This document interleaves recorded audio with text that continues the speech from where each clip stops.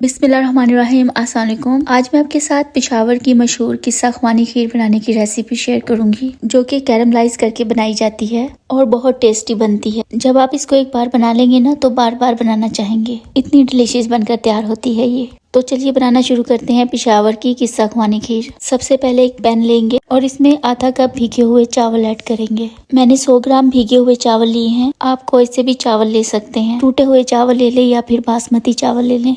1-1.5 घंटे पहले चावलों को भिगो लीजिएगा। उसके बाद हम इसे पैन में डालेंगे और साथ में 3 कप पानी डाल देंगे। अब गैस की फ्लेम को ऑन करेंगे और पानी में उबाल आने का वेट करेंगे। चावल में उबाल आने के बाद हम गैस की फ्लेम को लो कर देंगे और अब इसे ढककर 15 से 20 मिनट तक पकाएंगे, या फिर जब तक पका लीजिएगा जब तक कि आपके चावल 100% कुक नहीं हो जाते। तो यहाँ पर चावल एकदम अच्छे से गल चुके हैं। अब हम इन चावलों को ठंडा कर लेंगे और जब चावल ठंडे हो जाएंगे हम इसमें ऐड करेंगे पापे यानी कि रस। तो मैं इसमें 4 पापे ऐड कर रही हूँ और साथ में हम इसमें ऐड करेंगे हाफ कप दूध। और अब हम इसे एक ब्लेंडर जार में डालकर इसको ब्लेंड कर लेंगे। हम इसको एकदम फाइन ग्राइंड करेंगे, जितना फाइन आप इसको पीस सकते हैं पीस लीजिएगा। और इस तरह से हमारे चावल और पापे यानी कि रस का पेस्ट बनकर तैयार है। इस पेस्ट को अभी हम साइड पर रख देते हैं। नेक्स्ट एक पैन में 1 लीटर दूध लेंगे और इसमें एक उबाल आने का वेट करेंगे। जब दूध में इस तरह से उबाल आ जाएगी तो हम इसमें 3 सब्ज इलायची ऐड करेंगे। आप चाहें तो इलायची का पाउडर भी ऐड कर सकते हैं। अब हम इसमें ऐड करेंगे हाफ कप चीनी, यानी कि मैंने इसमें 100 ग्राम के करीब चीनी डाली है। आप 100 से लेकर 150 ग्राम तक चीनी ऐड कर सकते हैं, यानी अपने टेस्ट के अकॉर्डिंग मिठास रख सकते हैं। अब हम इसमें कुछ ड्राई फ्रूट्स ऐड करेंगे। मैंने बादाम, काजू और कद्दूकश किया हुआ नारियल लिया है। ड्राई फ्रूट्स आप अपनी पसंद से भी डाल सकते हैं। मीडियम फ्लेम पर 8 से 10 मिनट के लिए हम इसे चलाते हुए पकाएंगे। जब तक दूध पक रहा है इधर हम चीनी को कैरमलाइज कर लेंगे।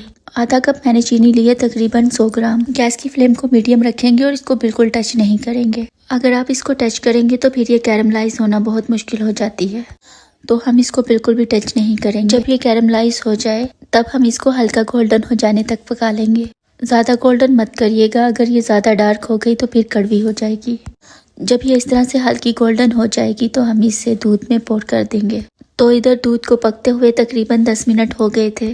अब हमने जो चीनी कैरमलाइज की है इसको थोड़ा थोड़ा करके डालेंगे और गैस की फ्लेम को बिल्कुल लो कर देंगे।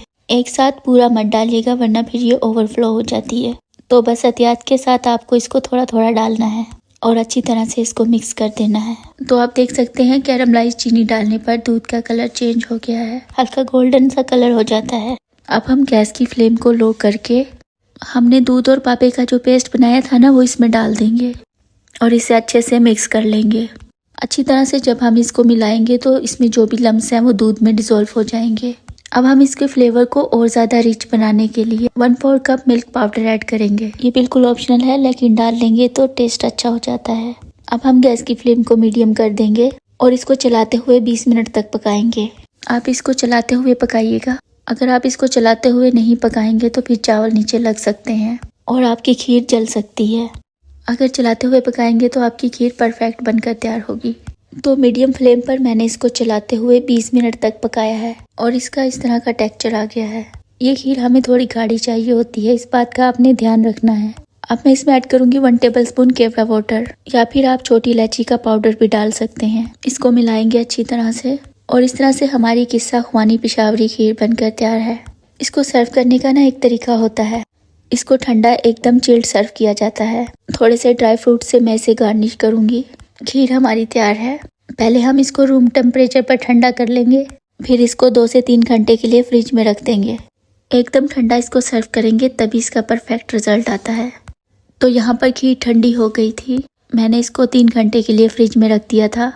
तो ये देखिए मैं आपको इसका टेक्सचर दिखाना चाहूँगी। इसी तरह का इसका टेक्सचर होता है और टेस्ट में ये इतनी मज़े की होती है कि आप नॉर्मल खीर खाना भूल जाएंगे। तो बस एक बार ट्राई कीजिएगा पेशावरी खीर की इस रेसिपी को और मुझे अपना फीडबैक दीजिएगा कि आपको ये रेसिपी कैसी लगी।